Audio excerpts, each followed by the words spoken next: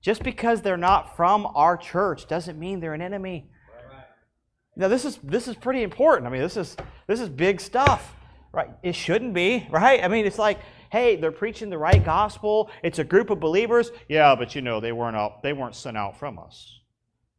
Well, aren't you glad God's not only working through us? We're not enemies. I remember one time at a church that I was in, and I was growing up, and we had a big bus ministry, and I was on the bus, and we had, I think there were 13 buses at the time, and so I was the bus captain of the bus number 3 is what the number was, and so I would go out on Saturdays, and we'd get as many kids lined up to ride that bus, and then on Sunday we'd go by and pick them up. I'd have my bus driver, I'd be the bus captain. Basically, the bus captain means if any kid gets lost during the transition from home to church or church to home, you're the one that's in trouble.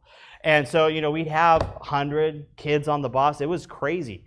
And so I remember we were riding, and it was Sunday morning. We all had our little routes. So bus number 1 had a route, bus number 2 had a route, bus number 3, that was us, had a route, bus number 4 had a route. And you had these grids, and you were to keep your route within that area so we could kind of maximize our time. And one Sunday, our bus was out there, and one of the little kids said, hey, can you pick up my cousin? They live on this street. I told them you'd come by and pick them up. They're ready. They want to go to church. I'm like, oh, that's not in our route. It's like 3 streets over.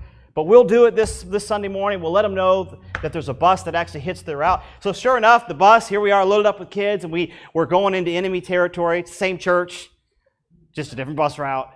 We pull in. We're 3 streets out of our zone, and we stop in. We open the door, and here comes these little girls. They got their Sunday dresses on, and they're running up on the bus. And right as they're all running up on the bus, the route that street belongs to, that bus pulls down the street, and they stared at us like we were stealing their church members.